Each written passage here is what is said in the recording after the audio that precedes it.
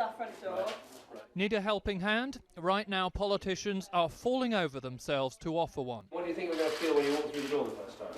I might cry. David Cameron met James and Emily, a couple who bought their new build house under phase 1 of the Help to Buy scheme. Were you both born and brought up here? The Prime Minister is convinced expanding the programme, which offers a government guarantee to boost the chance of a mortgage for people without a whopping deposit, is just the ticket if you're struggling to get on the housing ladder. Today, the average family can't afford the average house. And that's not a problem actually of the housing market, it's a problem in our banks and our mortgage market. Now, as Prime Minister, I'm not going to stand back while people's aspirations to get on the housing ladder, to own their own flat, to own their own home, are being trashed. That's why we need to act. And that's why it's good news that we're bringing forward the Help to Buy scheme. And I can tell you today that NatWest, RBS, Halifax are all going to be putting forward these products. Solid.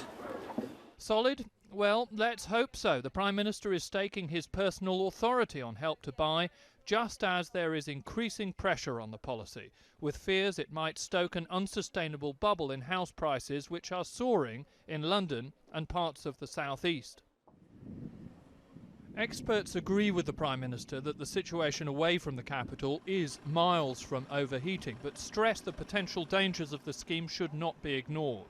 I think the big problem is if supply doesn't keep pace with demand. There's been a lot of interest, particularly in London, in areas where the market was already quite active, and it's had probably minimal effect outside London.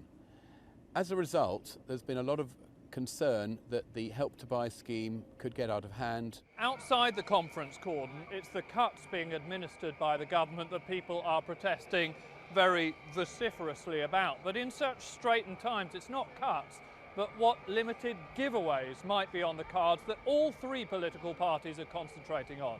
The Lib Dems, they had free school meals, Labour, childcare and energy prices, and the Conservatives, yes, housing, but also a tax giveaway for some married couples. Some took their anger at what they view as warm words and window dressing to more extreme lengths. What the Conservatives would not have expected, though, was for the voice of protest to be heard inside the conference hall.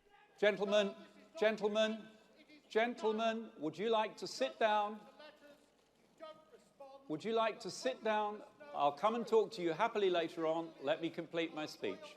Veterans of the Royal Regiment of Fusiliers reacting to defence cuts took their feelings out on the Defence Secretary, though he soon got back on track. 24 hours a day, around the clock, beneath the ocean. These are and will remain contentious issues.